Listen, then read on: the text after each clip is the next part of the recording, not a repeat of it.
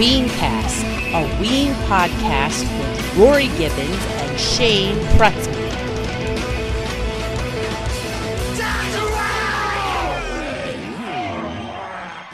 Hey, what's up, everybody? This is Shane. And this is Rory. And this is Weencast. Welcome. Welcome everybody to another Weencast. Yeah. So this is the first episode. This will be episode 6, by the way. And this is the first episode the first new episode that will be available on iTunes. So we are so excited to finally have this thing up on iTunes. Previously, it was just available on YouTube. And we'll still make a YouTube video if there's anybody out there who, if that works, better for you or, whatever. We'll still have a YouTube video for this episode, but this is the first new episode that'll be available on iTunes, and we are super psyched. It's so cool to see this podcast up on iTunes. I just love it. I can't get enough of it. I'm sharing it with everybody that I see doing like #Ween on Twitter, and I'm sharing it with everybody who might possibly want to listen to it. So I just love it. So welcome. Yeah, it's great, man. We're in 21st century, and we're getting this together, and we're finally on iTunes, and this is it's great, and we've been tinkering with the recording and just always trying to get better. Trying to get better. So if this is the first episode that you're listening to, we invite you to go back and listen to some of the older ones. We've been trying to get better audio quality for each episode as we go along. So some of the older episodes aren't quite there in terms of the audio quality. We did what we could at the time. We've been doing this on and off now. It's been a couple of years. So like the first 2-3 episodes are from a couple of years ago, and we just did them kind of quickly and just sort of like, okay, let's just do this, and it's more about the conversation than it is the quality. But we're trying to have a good standard of quality from here on out. I don't see anything wrong with a little brown. Yeah, so right. I'm good with it. It's lo-fi. You know what I mean? In the spirit of Ween, it's lo-fi. So there you go. We want to mention real quick before we go back and talk about the show from our past that we're going to talk about in this episode. We just want to mention real quick, we had given shout-outs to Boognish Monster, who is a awesome YouTuber and a good member of the Ween family and community. His name was Grant, and sadly he passed away recently. And we just want to say thank you to him for everything that he did, and he'll be sorely missed. And it's just sad when you miss a member of the Ween family, or you lose a member of the Ween family, especially someone like him who did so much for all of us. So we just want to say that we'll miss him, and we thank him. Yeah, and our thoughts go out to his family, and it's sad. Okay, so we are going to go back in time tonight, and back in time. We're going to head north for this episode. This is Sunday night, 7/25/99, July 25th, 99. The Paintin the Town Brown tour has kicked off and is underway, and we were there. So, the Warehouse in Toronto, Ontario. The Warehouse was the venue for this show. We're going to go back and just talk about like how we got there and how we decided to get there. Rory and I were talking a little bit last night in preparation for this episode, and it's funny and a little bit crazy to me because when I think back on this, it didn't really dawn on me that I had seen 3 shows at the same venue in Philadelphia, and then the next show after that would be in Canada. That's when you put it like that, it's surprising. Yeah. It's like I had to go back and look at my notes and the shows that I attended and everything to sort of like put that together. We had taken a trip to Canada after the last show that we attended, which was 1/1/99. Yes, we alluded to that. We alluded to the trip to Canada during the last podcast. Yes. But the first trip to Canada was the morning, 5 a.m., the morning after the January 1st show. Right. So we had taken a trip to Canada right after that show just for fun. Just strictly for the fact of none of us were 21 yet. And the legal drinking age, at least at the time, I'm assuming it still is, but at least at that time was 19. So we were all at least... Oh, yeah. It was all about drinking underage.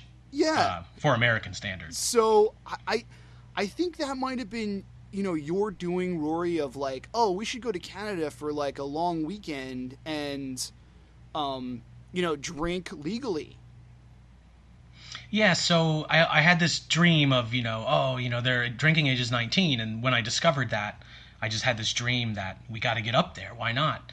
I don't even remember how I heard it was 19 because the internet was formative back then.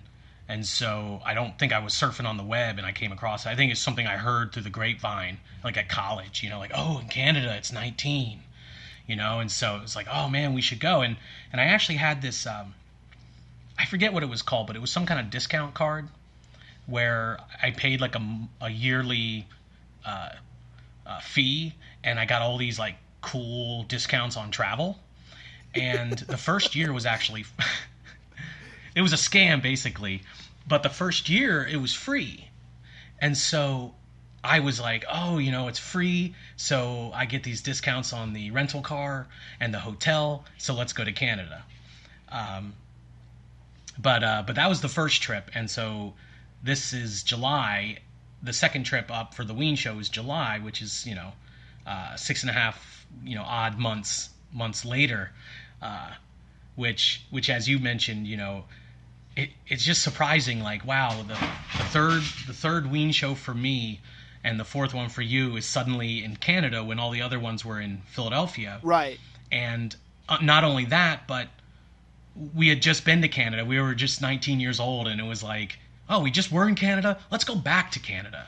Like, as a 19-year-old, I guess it's kind of crazy to think, wow, we threw together 2 trips all the way up to Canada within like 6 months of each other. Well, I think what must have happened is when we had seen like the tour dates for the Paintin the Town Brown tour, however we got them, I don't know. But like when we were trying to figure out like, okay, can we make it to any of those shows? We saw that early on Toronto was in there. I think it's like the 4th or 5th show on that tour. And we were probably just like, well, we just were in Toronto or right outside of Toronto. We can do it again. Let's go. That must have been... It was an outrageous trip, too. I mean, it was a lot of fun. Yeah, well, the first trip we kind of got a little snowed in. There was a bad storm that like just before we had got up there. So we were driving around like in the snow like the whole time, and that was a pretty scary trip. We had rented a car, which we didn't realize until after the fact that you're not supposed to take a rental car across like the Canadian border. But we did. We didn't know that, and we did it, and no one caught on to us or anything. No one stopped us. Yeah, nobody stopped us. I mean, they probably didn't even know like, oh, this is like, how would they have known that? Like, oh, this is a rental car. But it was just a regular like 4-door sedan, and somehow we got there and back without getting really stuck in the snow. I mean, I'm talking about there was like a foot of snow on the ground.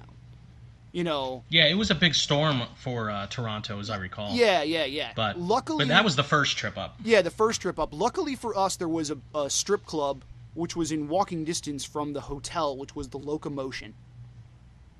The Loco. The Loco. Gentlemen's club. Yeah, gentlemen's. Right. I shouldn't have said strip club. It's a gentlemen's club. You know what I mean? So we basically went to the Loco at least twice. I think. It was kind of like the first time we had ever, obviously it was the first time we'd ever been in a place like that because we weren't even 21. We were just 19. And that's kind of what we wound up doing. There wasn't really anywhere else to go or anywhere else to get to, but that was within walking distance that we walked in the snow to the Loco. So that was the first trip up. And then for the second trip, we had gotten our friend K-Dog, who came with us to the New Year's '99 show. We had gotten him to drive in his mom's minivan. So yeah, and so it was K-Dog, Mark, and the two of us. Yeah, it was the two of us, K-Dog, and our friend Mark. So we were the ones that were like, okay. It wasn't a minivan, dude. It was it was almost like a contractor van. You know, that you would, almost not a full-sized van, I don't think, but it wasn't a minivan, I don't think. It was like a contractor van, like you would use on like a job site for hauling around your paint gear or something. But it was, I think that wasn't the van blue, but the sliding door panel was red or something. Like it was totally mismatched. I think you're probably just thinking that because it was like a mismatched colored van.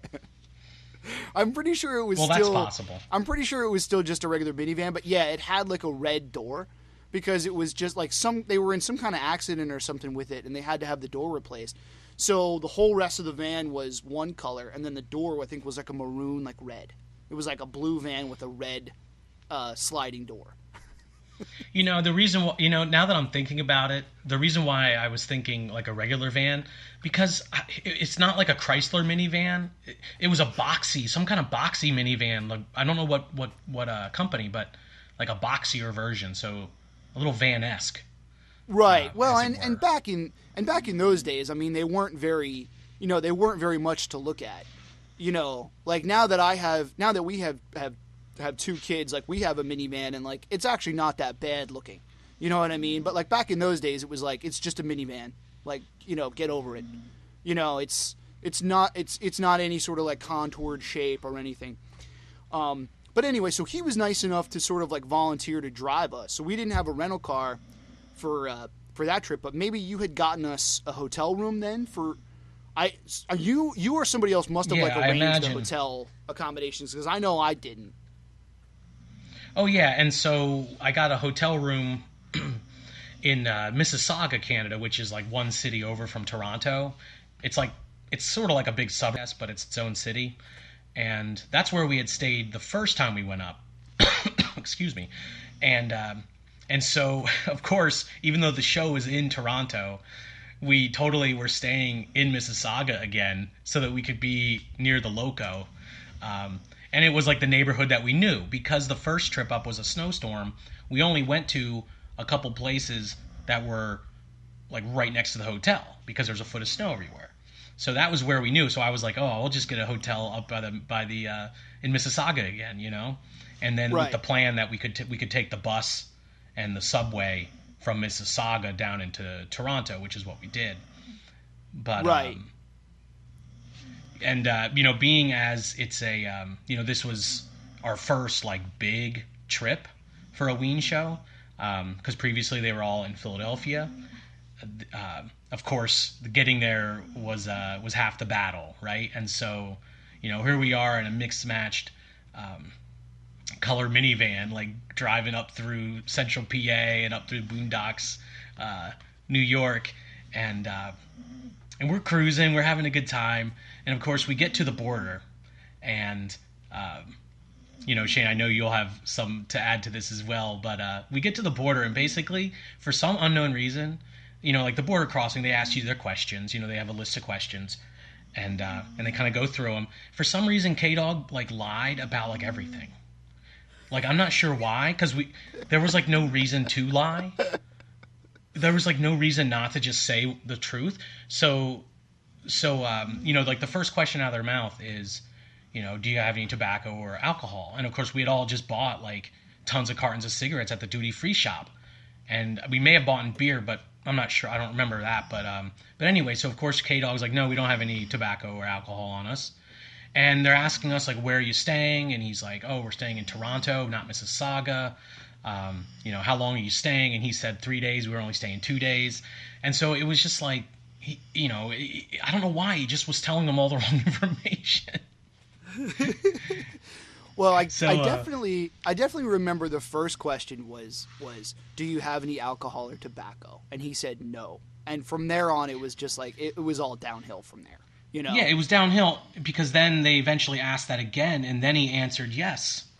Well, no, I think there was a couple of other questions. I don't remember exactly what they were, after that first question. And then it was a woman. I don't know if you remember that. It was a lady who was asking us the questions. And then she said, did you stop at the duty-free shop today? Because the duty-free shop is like... that was is the like, follow-up question. It's like 10, 15 minutes or so before you get to like the actual border. Like, there's the duty-free shop and you stop at, and then you drive a little piece, and then you get to like where you have to stop and like answer the question. So he said yes, that we did stop at the duty-free shop, and then she said, what did you purchase? And then he said, just a few cartons of cigarettes. And that's when, it was like, okay, she just kind of like lost her patience with us and was just like, alcohol or tobacco? That was the first question I asked you. You're going to have to pull over. It was like, so if they don't just let you go, you have to pull over to the side, and there's a little building that you have to go in, and you have to answer some more questions then. Yeah, they make you pull out all your, sort of information. They, kind of take you through the ringer. It wasn't like super bad or anything. It wasn't like, the Seinfeld scene with Newman with the lights. But yeah, and then they search the vehicle, and of course we're just like, damn, they're searching the vehicle. You had to they asked for the concert tickets because they asked what we were doing in Canada. Yeah. So that part I remember pretty clearly is we were like inside the building, and I mean we were just at least I know I was like shitting my pants just because it's like, oh my God, like, and not that we really had anything to hide, per se, but it was just like, what are they going to do to us? Are they going to not let us cross? Are we going to be held up for that night and not be able to check into our hotel room? You never know. And I remember them saying, okay, you're here to see a concert, so where are your tickets for this concert? And I remember I had the tickets like in my backpack, so I had to go back out of the building, go into like my bag in the van, get the tickets and bring them in and show them to like the man who, was like questioning us. Yeah, and I know, they searched the car, and then, you had to get the tickets, and then on the way back to the van, I remember, thinking, oh, we're out of here, and then they searched the vehicle again. But let's just say, they didn't find anything in the car. Everything's cool. Everything's cool. We got back in the car. We proceeded on to Toronto, to Mississauga. Yes. So they had no reason to hold us any more that they could find anyway. So they let us go, and and there we were. We were off to Canada once again. Yeah, and so the so other important details in the lead up to the show is so the first night we were in Canada, we were just hanging out at the Loco or like at local bars and stuff, and apparently K-Dog lost his wallet or had it stolen by a female performer, and so when we got to the venue, the warehouse, K-Dog couldn't get in because he didn't have an identification. And I think it was even like 18 or older, and he was 20 years old, like, but he didn't have his ID, so they weren't going to let him in. And so Ritter, or Mark, excuse me, he took the bullet, I guess, and he's like, well, I'll hang out with K-Dog, so we're not going to go in. Now, you and I, of course, I would lie if I said there was even a split second where I was like, oh, I'll stay with you guys. I was like, no, I'm going in the show. Well, I mean, I definitely felt bad for them, for K-Dog, because, I don't know what happened either, but apparently he had either lost or gotten his wallet stolen the night before at the strip club, and it was just kind of like, well, like, maybe we can get in and maybe we can't, or maybe you can get in and maybe you can't. So that was sort of like the compromise that we had. I just remember you and I going in and like waiting to see if they could get in, and them being sort of like pushed over to the side, like, no, and there's a line of people behind you, and we are not going to hold up the line. Like, you got to get out of line. Yeah, and Ritter, I felt bad for them, but Ritter was being a good friend, but right. I had a ticket, I had my ID, I was going into the show. Yeah, well, I mean, after there wasn't any question. We just drove it's I think at least 8 hours for you from Reading, and I came from State College all the way to Toronto for a show. Like, I was going into the show. Right. And, like, we talked about it after the fact. I mean, we didn't know that they wouldn't be allowed in, like, at all. But we talked about it after the fact, and we met up with them, like, after the show, and they were like, we've came too far for all four of us to not go into that show. You know what I mean? And it was, like, true that. Like, you know what I mean? Like, yeah, yes. I'm glad that it was you and I that got to go into the show. But yeah, it was like, we're not going to come all this way and then have all of us, you know, not go in. I do remember talking to one of the bouncers after you and I were let in, and we were pretty far up in line too. So we were in there like pretty early, and we were able to get like good spots and stuff. But I thought, okay, well, let me at least ask somebody. And I remember going up to this one bouncer and just thinking like, this guy is just gonna have absolutely no interest in helping us, or, you know, he's not going to do anything for us. But he was actually really nice. And I remember him saying what they might do is just basically have them wait to the side for, you know, like an hour or so, and then just let him in anyway. You know, like sometimes they just will wait until everyone is in, you know, everyone that has their ID and has their tickets ready and whatnot, and then they'll let, you know, like the stragglers in, basically. You know, that kind of thing. So it gave us a little bit of hope that they might still be able to get let in, but I think they probably just walked away, and they were probably like, let's just go find a bar or something, somewhere that will let us in, that we can, you know, still have a good time tonight. Yeah, dude, I don't know. I just remember going in and being like, all right, I'm going to the show. Like, I don't think I spent another second thinking about whether or not they were coming in. like once we got inside the gate and we were standing there waiting for him, and then, you know, once the minute went by that it was like, hey, he can't get in, and Ritter said, I'll stay with K-Dog, and I was like, okay. Right. And I just booked it in, you know. But we got in there early, so we got right up front, and so that was good. So I think we're ready to kind of talk about the show. I think the venue, the warehouse, is like a rectangle, and my memory is that you come into the front, and it's like the bottom right of the rectangle, and the rectangle goes to your left, like long, and the stage is actually on one of the long sides. So the venue, when you're looking at the stage, is like wider than it is deeper, is what I remember. And I remember us being, at first, we were way up front, basically like right around the mosh pit area, because there were definitely some mosh pitty moments during some of the more punk rock songs. But the venue itself, I wasn't that enamored of, as I recall. That it was crowded. I remember being very crowded and cramped. And maybe that's also because we were way up front in a rowdy crowd. Right. Yeah, definitely a wide place and not very like deep. One thing I do remember, like before the show started, is there were some younger kids that were like teenagers, a little bit younger than us, anyway, who were up front with us waiting for the show to start, and we were talking to them a little bit, and we were, for whatever reason, I remember asking them, like, so you guys down with the old shit?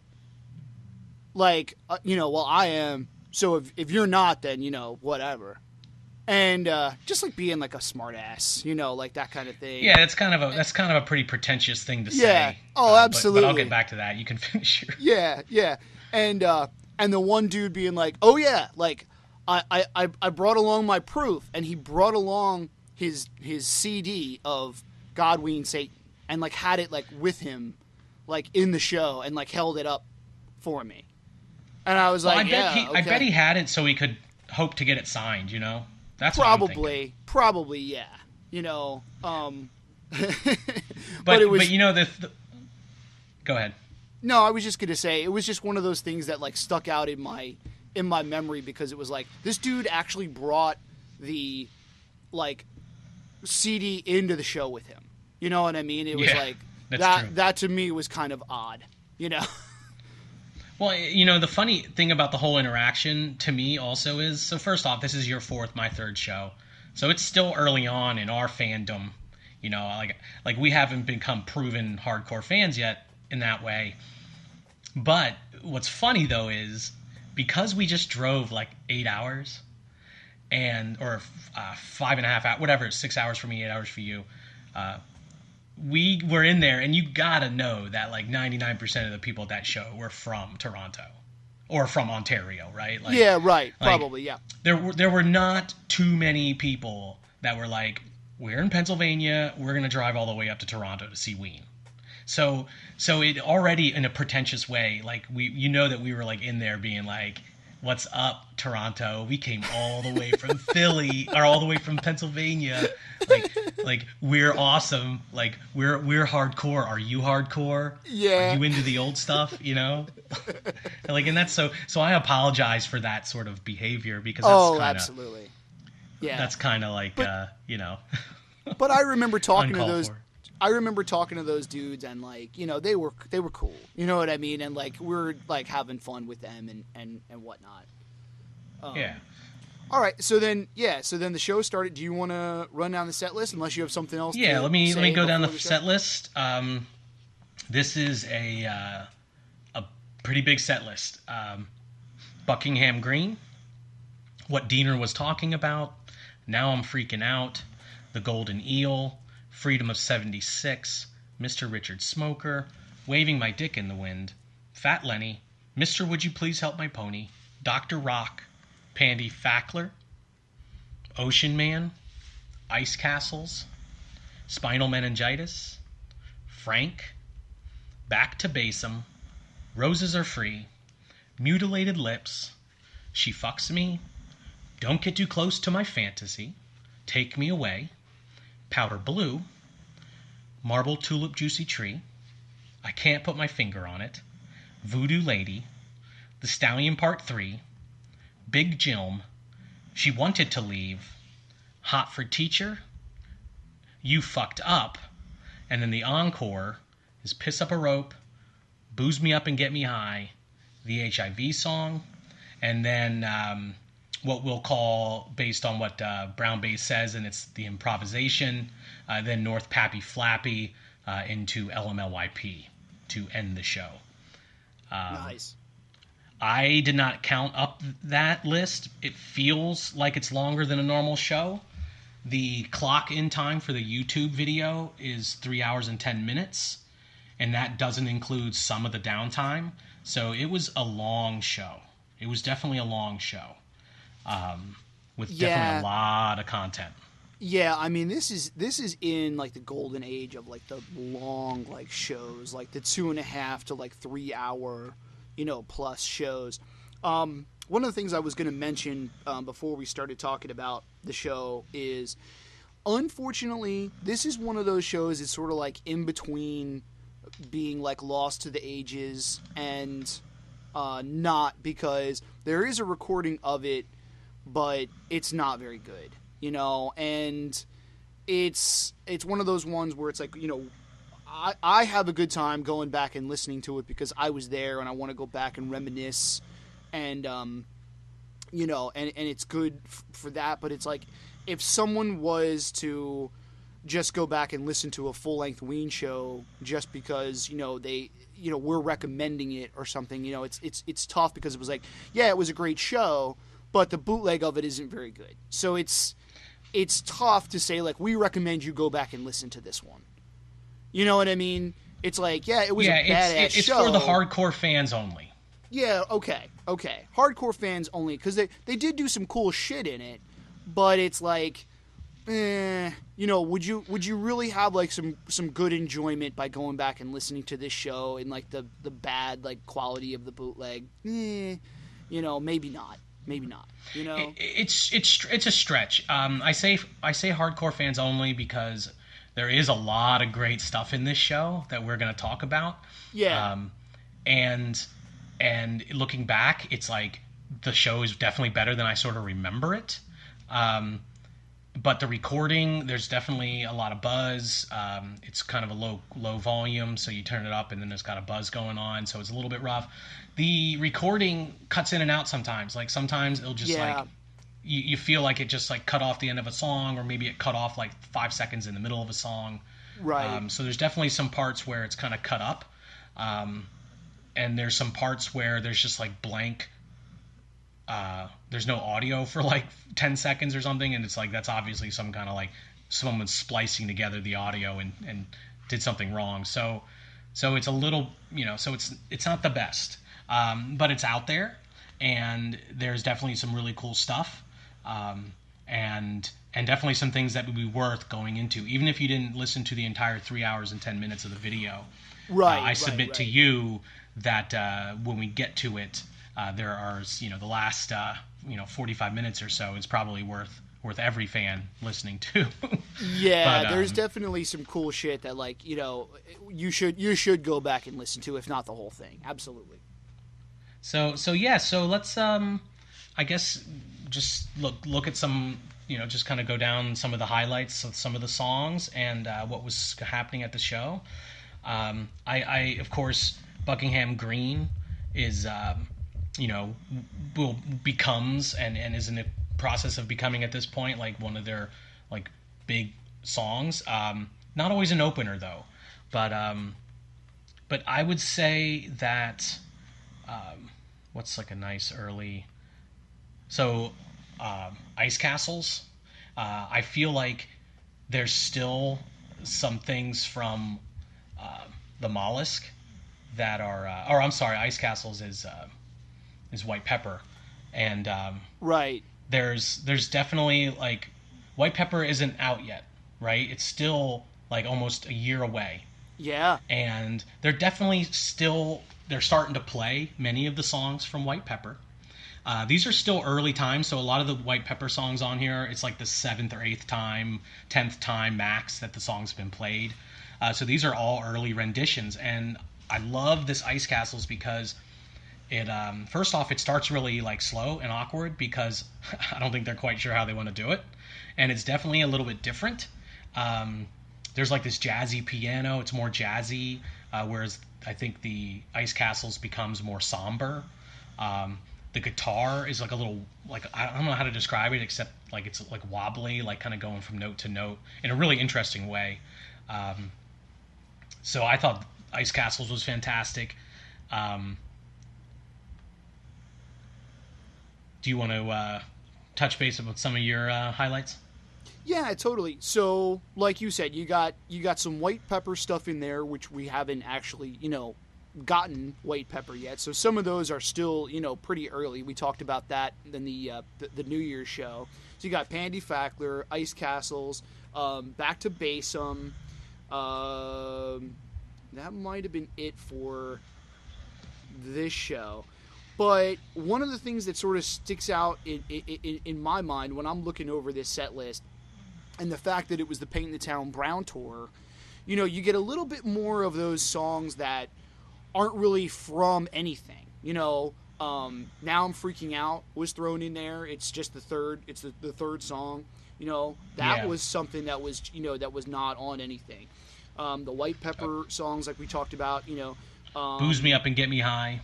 And then this was the first time that we would see Booze Me Up and Get Me High, which that was a pretty big song, at least back then. I don't know how much they really bust that out anymore, but in that like 99 2000 era, that sort of started getting played a little bit more.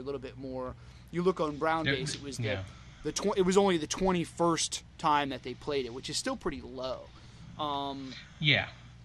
And then so well, Roses Are Free is actually amazingly, this is the first time we're hearing it, and then also it's only the 7th time it's ever played, which I thought was absolutely amazing that we listened to it the 7th time, because now you just think of that as a song that's played practically every show. Yeah, good call on that one. That's one that they didn't really they didn't really break out until like the fish thing sort of like started happening. And don't get me started on that. And Rory's not really a big Fish fan. No, don't misrepresent. Really quick for everyone out there, I swear to you, there's something about the farm or the barn. One of the Fish, it's like a live disc and DVD, Blu-ray, and they perform "Roses Are Free" on the video in the video, and they nowhere in the booklet or in the credits of the video do they actually say like that's a Ween song. And I actually had friends who thought "Roses Are Free" is a Fish song. Oh, and I'm sure there I am are just tons... saying, tread lightly. I'm sure there are tons of people who are big Fish heads that still to this day do not know that that's not a song that they did. People that just don't pay attention to that kind of thing. You know what I mean? Probably I once still had a think friend. that's a Fish song. I once had a friend listening to Ween, and when they started "Roses Are Free," the friend commented, "Oh, they're covering Fish." Oh, don't do it. So anyway, but to have that, so yeah, I'm sorry. Go ahead. No. That's an excellent call because when you look at Brown Bass, that says 6. It's only the sixth time, 6 or 7 time that they played that live. So that's crazy. Well, you add 1 to that. That's how many times before. Okay, right. So yeah, although it might not be accurate. It could be off. Who knows? But sure, right. But anyway, Brown Bass is generally pretty good.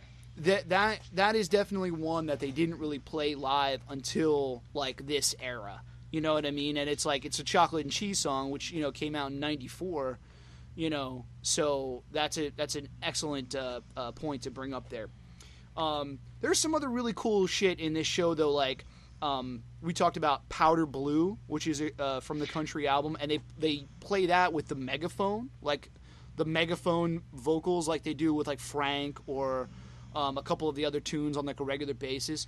But that is something that, and there again, total times played up until then 6. You know what I mean? 6. So like, that's really cool. Yeah, and so it was one of the earliest times it was played, and it's also not a song that gets played a lot total anyway. So it's a pretty rare tune. It's funny because at the afterward, Diener comments it doesn't sound right, and he's talking about the country band. He's like, "Oh, it just doesn't sound right without the country," So it's interesting because that song before that's mostly just played during the country tour. Well, and if you're looking at Brown Bass, it will tell you the date of the last time that was played, and it was 10/5 of '96. So basically, like that's the beginning of the country tour. So really, they must not have played that a whole lot through the whole country tour anyway. If it was from 10/5. Well, they didn't play it at the country tour show we went to. Well, right, exactly. So, I mean, that's, you're talking, it wasn't until after 10/5 that the majority of the country tour happened. So Powder Blue must have been one that was just sort of left off the map for the most part on that tour. So that's really cool one to have played for this show. What else? You got Marble Tulip Juicy Tree. Marble Tulip Juicy Tree. That's a pretty rare tune to hear live. I thought that was pretty awesome. Yep. Don't Get Too Close to My Fantasy is one of those ones ever since watching It's Just Pat. It's like that's one of my it's just like I love it when they play it live. I just it's one of my favorites live. Afterward, Diener commented, he was like, "That's the first time we ever played that in tune," and then he goes on to proclaim that it was the first time we ever played that, which isn't true. But it may have been the first time they ever played it in tune. Because, at the end of the song where they kind of all are like, sort of singing and it's all weird and crazy. But yeah, I thought that was really cool. Yeah, I love that song too. Yeah, absolutely. Hot for Teacher. It's around the 20th time that was played. Yep. Of course, that's classic Claude singing, so that's always great. I wanted to also throw in that on Brown Bass, and maybe I'll go on the help page on Brown Bass. I don't know how you can correct things on Brown Bass, but they actually miss that You Fucked Up is the last song of the regular set. It's not listed on there, and also just a heads up on YouTube. I'm sorry, Shane. Who's the YouTuber with the I think it's the show? Bugnish Bockwinkel. Bugnish Bockwinkel. That You Fucked Up was also not listed on there either, but it's definitely there because they definitely say You Fucked Up many times, and it's the song. But it's funny because their way of saying like good night, like for the regular set, is Jeaner. I believe it's Jeaner goes, he's like, "Thank you. It was a pleasure servicing you," which is just ridiculous. And then it's like suddenly quiet. And like the recording kind of like takes a pause because they all get off stage and everything, and then it's like fast forward to the encore. And so the encore, to me, that really, as far as the parts of the show that, at the beginning I kind of said, look, if you would just listen to the last 45 minutes, as a hardcore fan, it's totally worth it because the end of the show is this crazy improvisation into North Pappy Flappy, into LMLYP. And first off, Shane, a couple days ago when we were kind of getting reviewing for this podcast, you mentioned North Pappy Flappy, and I kind of I hadn't yet looked at the set list, and I'm just thinking like, what the hell is that? Like, what's North Pappy Flappy? And of course, this show is the first time ever that it was played live, and it's also only played live like less than 10 times. So I don't know if you can quick check Brown Base, Shane, but yeah, it's played live like very few times, and it's the first time it's ever played. I can't help but think that had something to do with us being Canada, the Great White North, so North Pappy Flappy, throwing that out there. But that was just kind of really ridiculous. North Pappy Flappy starts out with, they're using like the talk box, and he's kind of like, North Pappy Flappy, like a robot. He's like talking like he's a robot. And then they just start talking about Kareem Abdul-Jabbar. Yeah, so the improvisation is really like the Kareem Abdul-Jabbar jam, is kind of like what I would label it as. It's funny because they start by saying North Pappy Flappy like a robot, and then they start just going into Kareem Abdul-Jabbar talking, just like Kareem Abdul-Jabbar, and all that. But then they kind of go back into the North Pappy Flappy part. But it's a pretty obvious segue into LMLYP. When you're listening to it, it's like, wow, this is obviously very funkadelic. And so it basically leads right into LMLYP, and it's a roughly 40 minutes. I want to say about 40 minutes total from the Kareem Abdul-Jabbar to the end of the LMLYP. It's just like one insanely long jam. Yeah, totally. Basically. Yeah. And they're all taking turns like doing solos. LMLYP in particular ends with just a lot of just amazing Claude solos, and at the very end he's even like just banging away at, I think, the bongos or something, and it's just like it's a really great ending to the show. Yeah, totally. As far as North Pappy Flappy goes, I mean, it smells like poop and it sure looks crappy. That's all I really have to say about it. If it smells like, if it looks like a duck and talks like a duck, it's a duck. I don't. That's not on Godween Satan, though, is it? North Pappy Flappy? I don't think it is. I don't believe so. I'm not sure what that's from. I think, I'm just not. I didn't actually research that, to be honest. No, neither did I. Podcast, but I don't really remember. No, neither did I. I didn't look it up or anything. But I think I had a tape that someone had made back in those days. Like, you still had the cassette tapes that you would get in the mail and stuff. And someone had made me a tape of demos and B-sides and stuff. Which, any Ween fan knows there's thousands of them. You know what I mean? You can really go down a rabbit hole when it comes to Ween, B-sides. But I think that was on there. So I do sort of remember it as being a quote unquote song, before this show happened, but barely. You know what I mean? Barely. So I it's just don't kind of remember. one of those. I may have known about it at that point. I don't know. Yeah, just one of those. I certainly forgot about it for 18 years. Yeah, and it's funny because when you click on the song itself on Brown Bass, it will say live debut 7/25/1999 in Toronto, Ontario, Canada. So that's cool. Yeah. I mean it's just a little like it's just a little thing that they like, sort of threw in there, and it's technically, again, when you look at Brown Bass, it's only been played 4 other times after that. Between 99, one other show in 99, 2 other shows in 2000, and then it must have been when they came back in 2016, Denver, Colorado. So it's like... So, that's amazing because it kind of is a badge of honor to be at a show. First off, to be at a show where a song is played for the first time ever is pretty cool. And this is the first time that's happened for us. I'm interested as we continue through more podcasts. It'll be interesting to see what other songs that might happen to. Like maybe this is the only song that we ever saw for the first time ever. I think when you get to some of like the Quebec stuff, I think I was at a couple of shows where they played a good chunk of the Quebec stuff for the first time. But we'll get to that. We'll get to that in the future. In due time. That's we got a few shows between now and then. Exactly, in due time. But yeah, North Pappy Floppies is a real simple little. I dare to call it stupid, but it just kind of like it's amazing. It's brown, and totally it just brown. ends up being a huge intro into LMLYP. It's just fun and irreverent, and it's total Ween.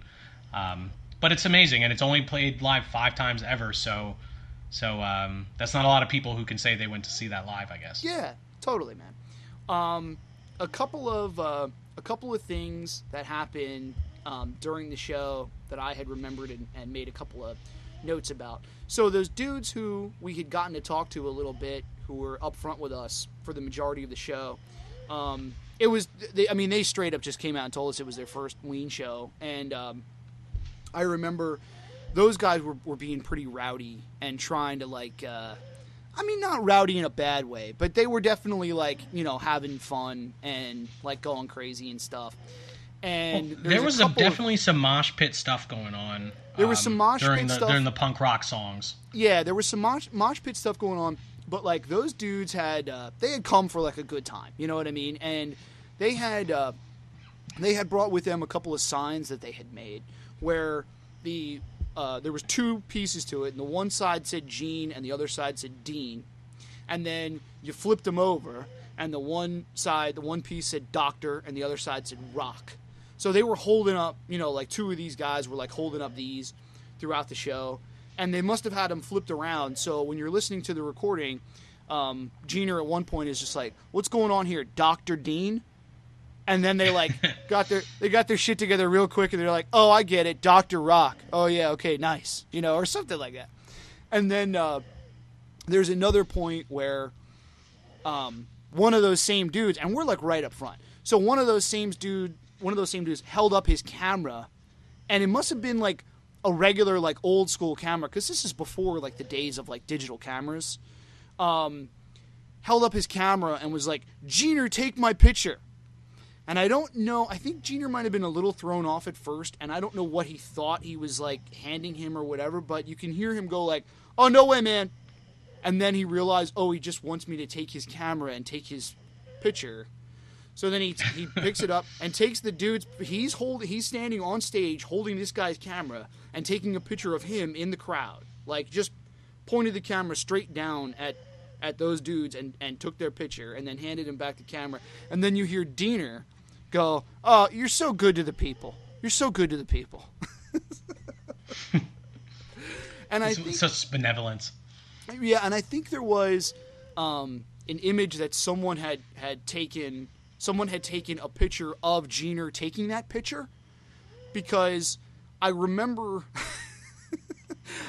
there being one image of Jeaner holding a camera like up to his face, pointing it down into the crowd. I'll have to see if I can find that. But I mean, for the longest time, I remember that floating around in like the early days of like the the Ween news groups and stuff. was pictures that were taken from that show, and that was one of them. There's a couple of other really cool quotes that I had marked down. At one point, I don't remember which, where it is exactly in the during the show, but Jeaner just says, "We're gonna be here for as long as it takes." I like that a lot. And what else? Oh, for Back to Base, when they say deep space, we're gonna go into deep space here. Yeah, deep space here. Yeah. For Frank, Diener goes to the crowd. He's like, "This is an easy one. This is an easy piece of shit." And then they play Frank, and then afterward, they're sort of like winding it down and getting ready for the next one. And he's like, "That's how we like to do it," which is great because Frank is such a Brown song. Oh, absolutely. That's one of my favorites, and you think about also, if you're Ween, they haven't been to Canada all that many times before this. Certainly not as the 5-piece band, and so it's certainly not the middle of their fan base, So it's funny because it's like, oh, we're gonna play Frank. In that context, you think about a lot of the stuff that's being played, and it's kind of like pretty Brown, and it's like it's great, Yeah. I guess you get that because it's like a Paint the Town Brown show, so they're playing like a variety of stuff. I think intentionally because they're trying to have a variety of stuff to pull from for the Paint the Town Brown album. But I think it's just great when you're hearing him say that, and it's like, yes, Frank is representative of Ween. like this is Ween. It's like, don't forget these kind of songs when you're showing people what Ween is. Don't forget Frank. Yeah. You got to get some of that Brown, lo-fi sweetness in there as well. Yeah. Yeah, absolutely. I remember, we, like I said, we were up front for the majority of the show, and then towards most the of end, the show. Most of the show, and then for maybe the last like half hour or so, we went kind of back and used the. Well, dude, it was crowded up there. It was hot and sweaty. Oh yeah. So. Yeah. No, I mean I'm not saying we like bowed out or anything, or we're a bunch of punk asses for getting out of the crowd or anything, but it's like eventually you just have to get out, get some air and use the men's room and whatnot. But I remember, I think you had gone to the bathroom and I was waiting for you or something, and you like came back and you were like, "Oh man, there's a lot of like really fucked up people here." And I was like, "Really?" Yeah, dude. And then you were like, "Yeah, I just saw some dude like in the hallway on the way to the bathroom, like shaking, like just like eyes closed, like just like rocking back and forth and like shaking." Yeah, dude. Like it's a vague memory when you mentioned that. I brought it back, but like sweating and shaking, like he was just like having like coming down off something, or like dealing with a bad trip or something. Yeah, And there was that place. It was packed. It was hot and sweaty, and a lot of people came to get crunked. like people. That's one of my memories of it. And at the time, only being like 19 years old or 20 years old. 20 years old at the time. We're still pretty young, and not like totally like I've never was exposed to that kind of crazy stuff before, like even going to shows in Philly, I don't remember that much. I just remember the warehouse being gritty and just kind of intense back there. Man. Like back by the bathrooms, it was like the weird quiet back where like all these, just a lot of people were just, not looking too good. Not looking too good. Yeah, I remember that was that was one of the first times I was ever sort of like exposed to that kind of stuff, and it was just kind of like, I don't know what those dudes are on or whatever, but I hope they're okay. It's like I'm not gonna try and talk to them or help them, or I wouldn't know what to do. If you're a parent, you should definitely chaperone your child, your teenager, if they want to go to a Ween show. Just out there, the public service announcement. If you're over the age of 18, then you're an adult and you can make your own choices. Yeah. But dude, yeah, it was a good show though. because I never had the recording of it, and because the recording is not good, it's not like I have a lot of memories of it in terms of like listening to it a lot or anything. And so we've been to a lot of shows. And so, sometimes some of the shows, they start to blend together in my brain. And Yeah. but what I would say is this show was way better than I remembered it. And it's a shame that the recording is just not that good. You can't do anything about that now. That was almost 20 years ago. And so it's a shame the recording's not that good, but it was actually a pretty good show. And it actually had, the North Pappy Flappy, LMOIP obviously is a great highlight, but also some of the other tunes, Powder Blue and Marble Tulip Juicy Tree, and, just hearing them rock out, a whole bunch of White Pepper songs almost a year before White Pepper came out. It's like there's some good stuff going on. Yeah, there's some really good stuff. Yeah, there was some good shit in that show, and I agree with everything that you said. I think it was a long time before I had actually gotten the bootlegs. I did get it like the CDs of it that someone had made for me and sent to me. But I don't think it was until like maybe a couple years later, and by that time it was kind of like, oh yeah, whatever. And I can tell that the show that's on YouTube, that's been uploaded to YouTube, is the same as like the bootlegs that I have. And it's a shame that there isn't a higher quality version of it out there. Maybe there is. Maybe someone has a better quality version of this show. We'd love to hear it. So please, Can I also just throw out there too? I mean, I don't want to be raining too hard on someone. Like every podcast we put out there hasn't been the best quality. And you know what? Someone was out there, 19 years ago, trying to do what they feel is right, trying to get a recording of this Ween in Toronto, this crazy band. Let's get a recording of it, And they did the best they could. And it wasn't. Was it the best recording? No. Oh my God! I mean, could they have done? Sure, but you know what? Thank you, whoever made that recording. Right. Thank you, because of you, I got to listen to the show again and remember how good it was, and sort of, and all the things that surround that. And so. Yeah, I mean, that's what these podcasts are all about. It's this journey.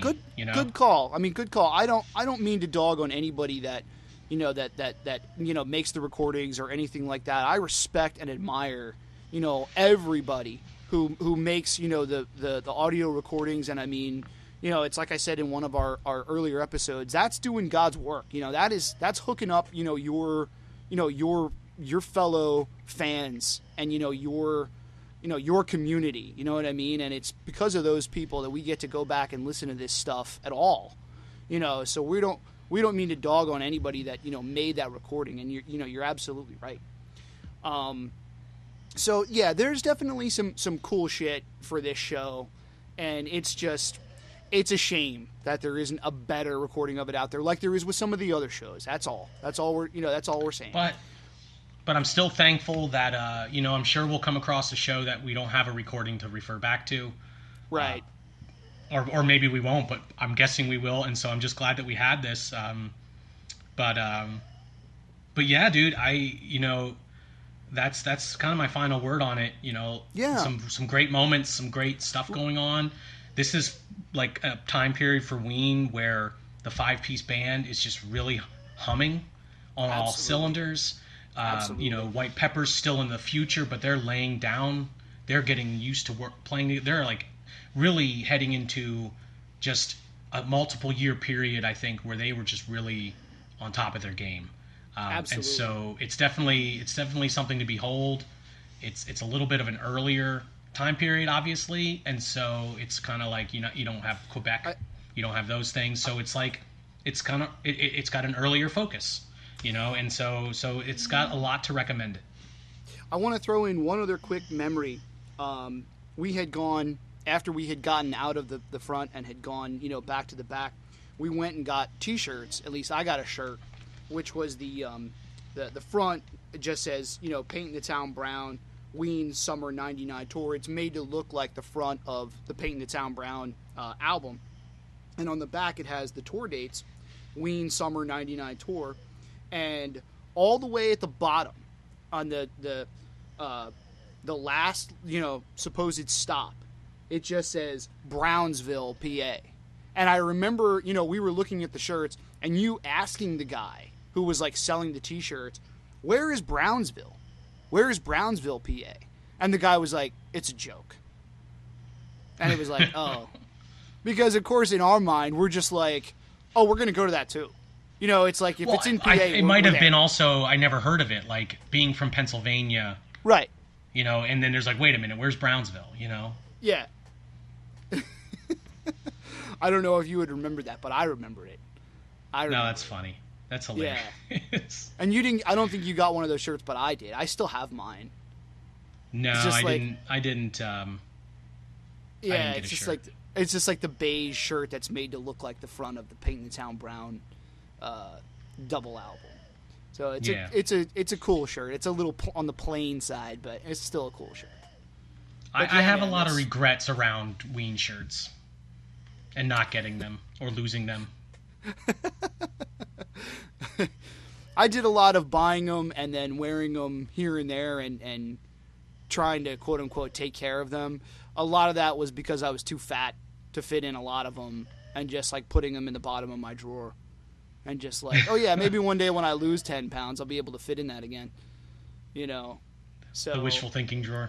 Yeah. So I have a lot of shirts that I only wore like a handful of times and just, held on to throughout the years. But yeah, that's funny. I do remember asking the guy about Brownsville, PA. That was a good memory.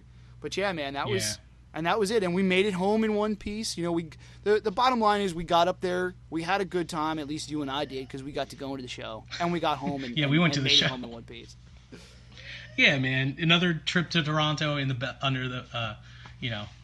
bag, and it was fantastic. It was a great show. Yeah. This was the second time that year that we saw Ween, and we'll go back to see him 2 more times.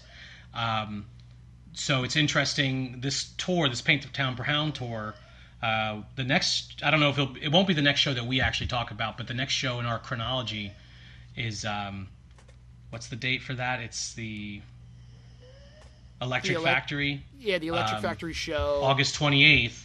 And then we also see them on a, I guess it's some kind of fall tour or winter tour or something at the Tralfamadore in Buffalo, November. So yeah, that was like the fall tour then. Yeah, and so that year we had 3 different kinds of tours that we ended up going to see them. And, so it's also interesting when you think about where we are as fans too. So from the point of going to see them January 1st to this show, we obviously made a decision when we saw that they were coming back out again.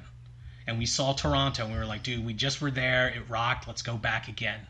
Let's do this again. Let's go see Ween there.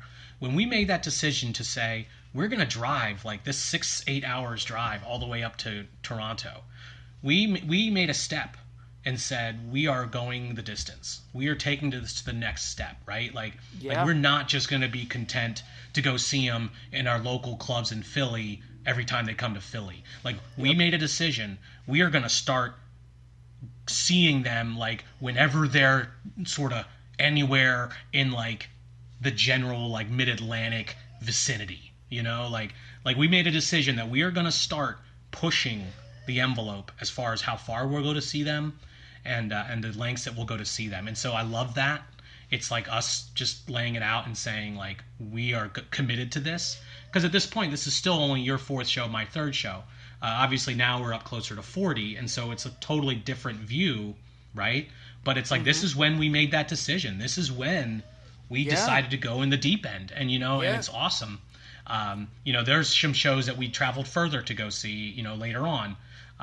But this is one of the longest trips, and to leave the country for just a couple nights to go see the band you love, I think that says a lot about who we were at the time and who we wanted to be as Ween fans.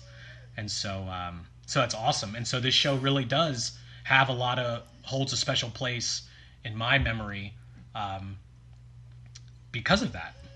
Yeah, and I think we were starting to get a sense of, you go see these guys and it's going to be good, and it's going to be different, and you're going to have fun like each time, no matter what. Yes. Yes. So by this time we're getting a real sense of that, and it's like the more we go, the more cool shit we're gonna hear. and the more fun we're gonna have, basically, and that's that. You know what I mean? So Yeah, dude, we're definitely making a decision to go to more shows, and if we can make it, we're gonna try to make it. Yeah, dude. Speaking of more shows, so unless you have anything else to say about this one, our next podcast will most likely be for the upcoming Pittsburgh show, because I will be attending. My wife and I will be attending that show with my brother-in-law up in Pittsburgh. So nice. That's going to be awesome. It's at the AE stand or AE club. I mean, shoot, I don't have that detail, and that's July 27th, I believe. And yeah, so the hope is we'll put out a podcast a couple days after that, probably, to talk about that Absolutely. show. It's exciting. Absolutely. It's exciting that they're back together and that they're doing these little mini tours. And so that's for me right now. That was the closest one that I could get to. So yeah, I'm excited about that.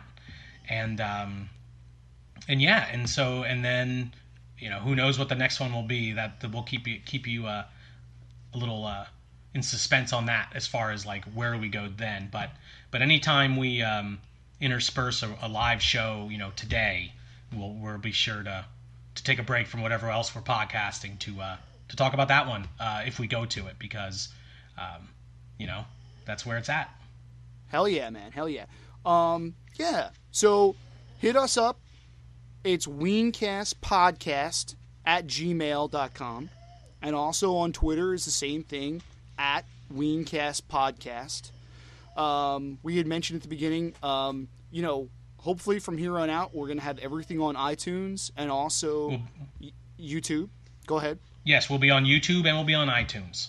Yes. So we'll keep doing those. Will be two places you can find us. Yeah, if there's anywhere else that we can access easily. Oh, and also archive.org. So we're gonna have all the shows will be uploaded to archive. All the past episodes are uploaded to archive.org now. So if that works for anybody better than iTunes for whatever reason, hey, that's awesome. So we'll continue to try to do at least those things, and continue to grow the show from there. So if anybody wants to say anything, if anybody wants to send us any email, we love hearing the comments. We love hearing the feedback. So hit us up. Yeah, man. If anyone was at that Toronto show and you want to throw something in that maybe we missed, or more insight, or just whatever, or you're at the Paint the Town Brown tour, comment. But you put a comment on YouTube, email us, Twitter, wherever. We love to hear the comments and get other people's perspectives as well. If you were one of the kids that we were hanging out with at the front of the warehouse, who had brought along your CD and were holding up the Jeaner and Diener signs and the Dr. Rock signs, dude, please send me something. Yes, and if you were the guy, and if you were the guy sweating and shaking in the bathroom, I hope you're okay, man. Yeah. I hope you made it out. I hope you made it out. But yeah, man, I think that sounds like a wrap here, bro. All right, sounds good. Well, thank you. Anybody Awesome. that's listening to this, thank you so much for listening. Yeah, thanks everyone, and hope you enjoyed, and peace be with you. All right, we out. Bye.